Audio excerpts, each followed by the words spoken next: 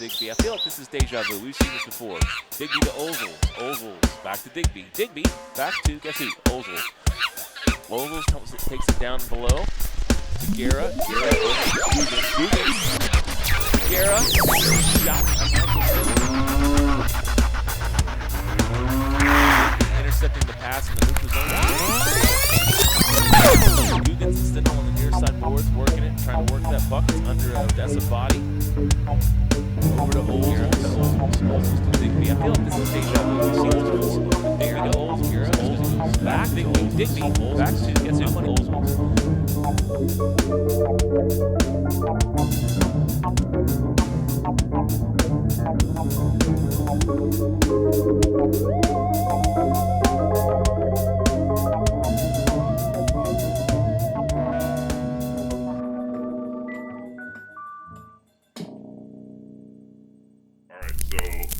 Ready, Sam? 3, 2.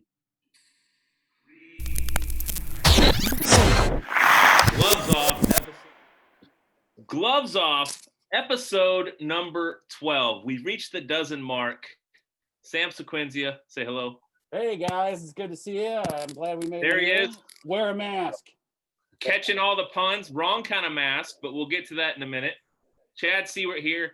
We've got a special guest who we're going to get to in 1 second. But first, the podcast is never possible without the help of our sponsors. So if you on YouTube comment, first person to comment on this episode with a positive comment, we need positivity, you're going to get 2 passes to Epic Waters Indoor Water Park, which is indoor open now. It could be 4 degrees below zero and blowing snow, and you can still ride the rides at Epic Waters. And also, this is a new sponsor to the show, Sam. I got to tell you, Cat Farts Cotton Candy. If you do not like cotton candy, you're lying to yourself. Cat Farts Cotton Candy, the best fluffy stuff, the best cotton candy. And with that, we bring you live from New York. Ooh, we can really say that. Live from New York, the CEO of NITEC Sports, the man most people don't get to talk to around here because he's not here. Dr. Sal Trazzera. Oh, say hello, boys, Sal. it's great to be here. Sam, Chad, great to be here. I just want to show you the Rangers mask, and I'll let you see my my wonderful mug. Listen, I got big faith in the Rangers this year. I'm going to make a bold claim right here on Gloves Off. Zibanejad is going to have 80 points in this shortened season. How about that? Games? Holy cow, that's a lot of points. 56. He's going to do it. All right. That'd be good. I think Chad might be talking about his fantasy football or fantasy hockey league. I'm not positive, but I smell a fantasy.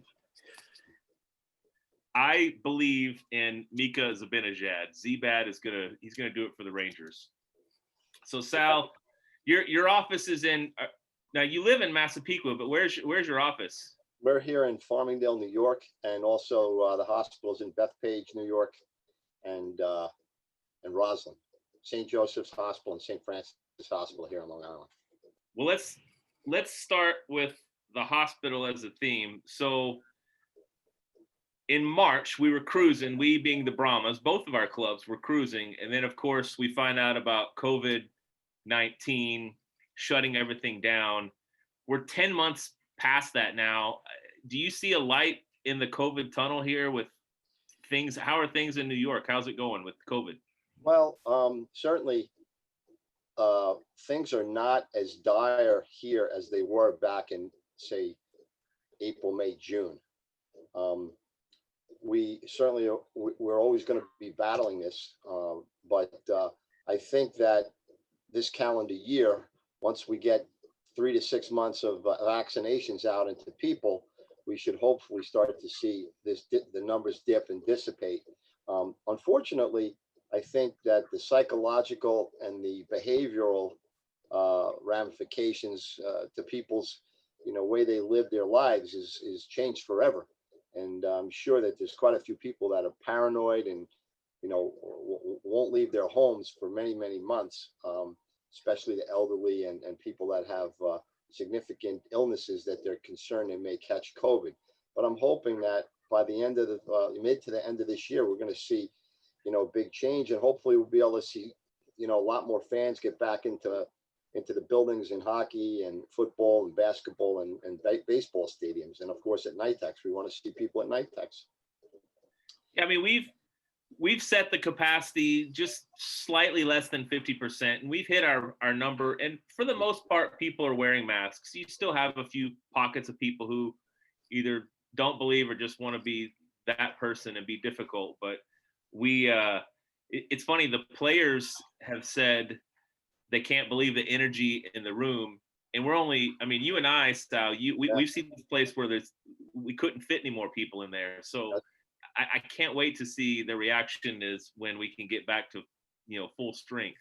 But as you know, when this hit, we were at the precipice of probably, the height of our success. And, we got a little bit of a setback here, but, we have to view this thing from a positive light. We have to stop as a people and as a country and as a divided nation. We've got to start to look at this as, every day, get up and think what's positive, what's good today. All right. I'm not sick. I don't have COVID.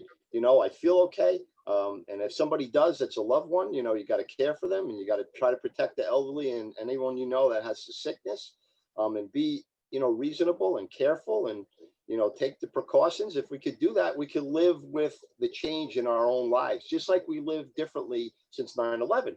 A lot of changes happened in 9/11, but you get used to it and you live, with a little bit more restriction. But, we just got to stay positive and keep moving forward. Right. And that's funny. Like after 9/11, we were so annoyed that we had to go through metal detectors in places. It's second nature now. When we go to a Rangers or a Stars game or whatever, it's just second nature that you get the wand and everything. So probably if there is some good to come out of COVID, hopefully people will wash their hands more, give each other a little bit of space, and I think that's something that will last forever. Well, you know what I personally miss? I miss the ability to give everybody a hug all the time. Everybody's so paranoid, it won't give you a hug. Right. Except hockey players, they'll hug you. They score a goal, they're still going to hug you. Yeah, well, there's no fear in a hockey player. Well, so yeah, last year when it shut down, we were cruising, both teams. This year, let's get your thoughts. How do you think we're doing this year in the NA and the NA3 this is basically the halfway point? Right. Look, I think that we have the potential certainly to compete for the South Division and for the Robertson Cup. Dan just made some moves. Hopefully brought in some size and some toughness. You can always use size and toughness in the South Division. We have tough opponents in Shreveport, right, and also Amarillo.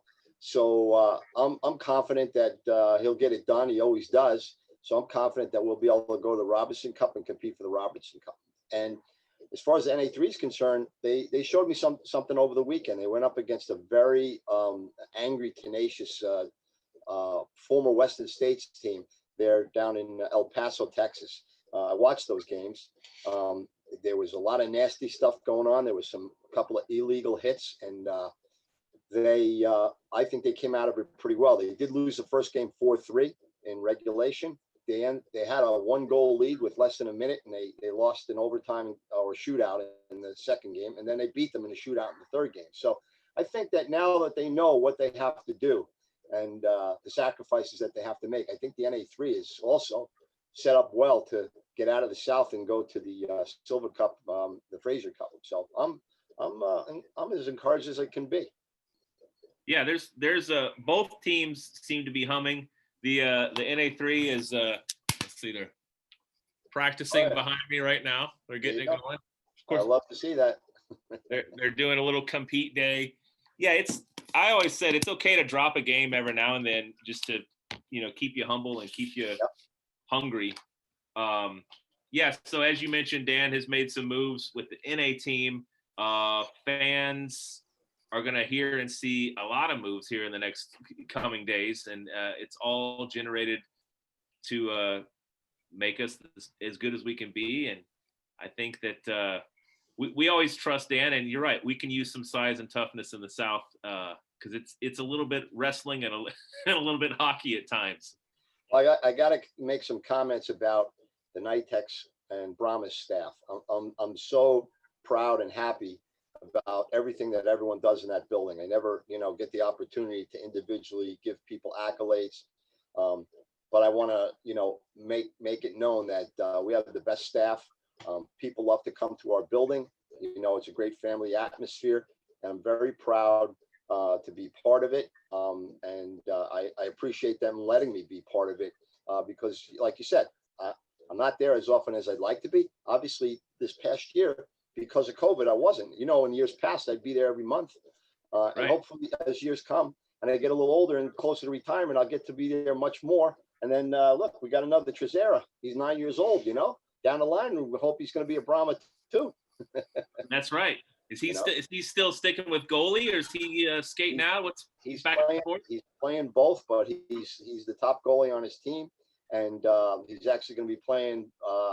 He's now 7-1 with a 2.25 goals against, and he's going to be playing 4 games in Pennsylvania the weekend of February 5th.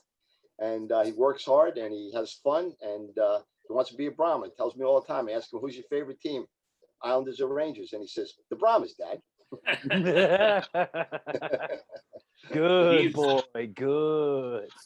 He is a good boy. John Luca's a good boy. Well, I wanted to ask you this. So since forming Nitex Sports in 2007, see if I can remember everything. 3 titles in 3 different leagues between the NA, the CHO, and the NA3HO. 100 plus NCAA commitments, 3 draft picks. Are you happy with where we are after this sample of time? You satisfied with the success? Well, I never like to say that I'm satisfied. I'm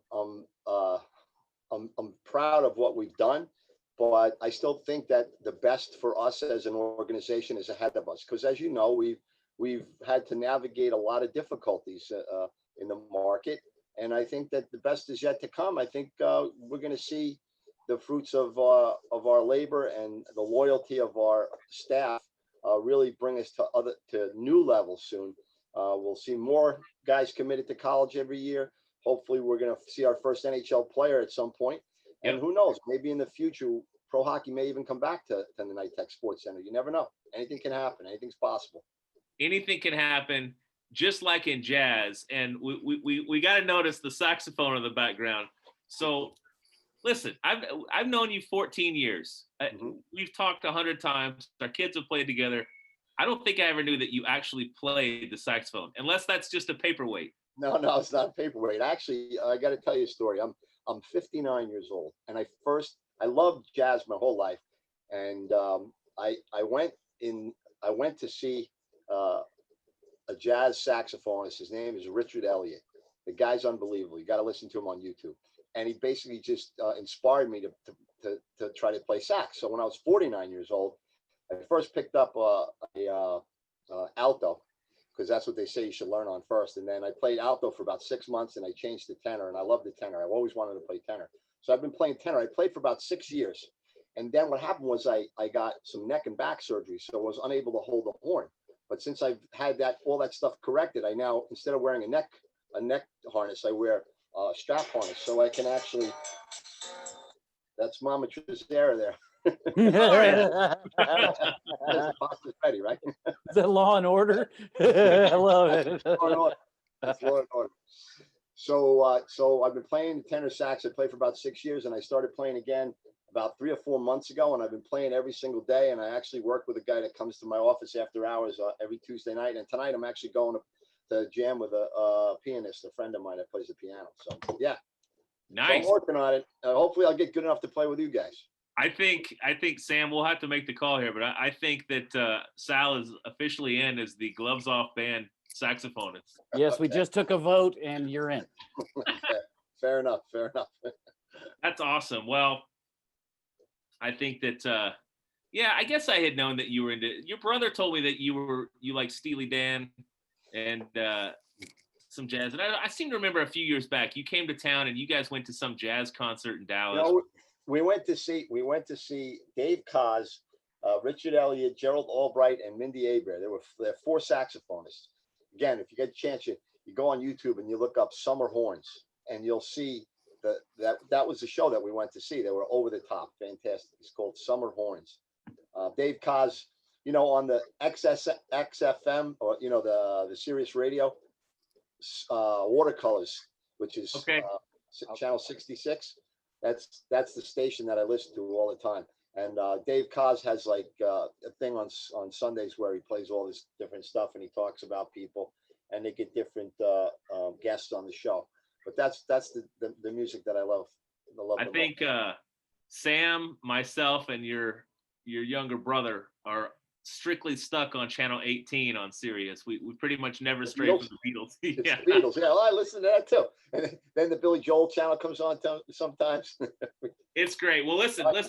We're about out of time, but we can't leave you without asking a question that 2 Trazzeras before have already answered. So, Sal, if you were in a fair fight, what's the biggest monkey that you think you could beat in a fight? Now, I'll tell you, Frankie said he went all in. He said he could take a baboon. I think it's a bad play to fight a baboon, but he said he could take a baboon. You're talking about Frankie Jr.? Frankie Jr. Yeah. Now, your brother went a different direction. He said he would hug a koala over fight a monster. I don't think I could take much more than a chimpanzee. Whoa, chimpanzee give you some trouble. Man, I don't think I could take more than a chimpanzee. Yeah, they'll tear your face off. Hey, you better wear a face shield. Well, Sal. Okay, we'll put you down for a chimpanzee. Yeah, there's Sam protecting his face. Yes, never go in against a chimpanzee when death is on the line. That is true. Well, Sal, we appreciate the time. We hope that the people of Brahmaland got to know you a little bit better, and we appreciate all the nice words about the NYTEX employees. We're all in it together, and we'll see you down here. When are you planning on coming back? I will be there the February 19th weekend. I think we've got a bunch of games going that weekend. We might even have. Yeah, we've got NA3 has the Capitals in town, and then we've got New Mexico. So double headers both days. Awesome. We got 5 games, and the only thing that upsets me is I can't bring Gianluca because of the restrictions when he returns to New York. So me as a healthcare worker, I can do it, but unfortunately, was still unable to. And you remember he was playing a lot of hockey. Every time he came down there, he got a chance to play, and he's kind of upset. He's like, I want to go to Texas. And he wants to come to camp in the summertime. He wants to see your boy too, Yeah. Get together. But hopefully once this gets done, maybe by summertime, we'll see if that changes. And if so, we get him down there. All right. Well, that sounds good. Well, keep up the good work in New York. We're always a phone call away. Appreciate the time today, and we'll see you soon, Sal. Great talking to you, Chad. Sam, thank you. Great job again. Thanks for everything you guys do. I really appreciate it. Likewise. You, Sal. Thank you. Thank you, man. Be well.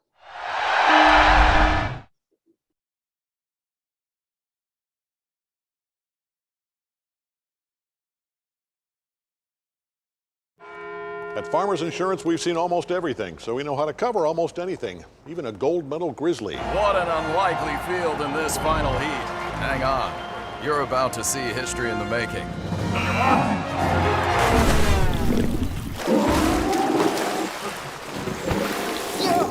Not exactly a skinny dipper, but we covered it.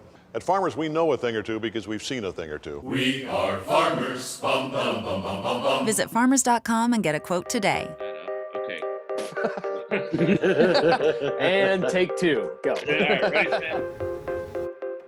The Lone Star Brahmas media team. I am not Chad Siewert. Instead, I am Graham Burke, and I am the goal. Okay. All right, no, you're chill. Hey. A Barbasol contest or something? Something about shaving your beard contest. Okay. It'd be funny. I should shave it and then nick it 1,000 times. So I've got like Def Leppard jeans. All right, here we go. Ready? And I don't want audio. I do want audio. There he is, Mike Ducey. Hello, sir. See how we do it? It's like a TV. When does this go live? Probably. Or not live, but when do you air it? Probably the end of the week. We'll see. There's going to be a lot of post production that goes on. Probably by the end of the week.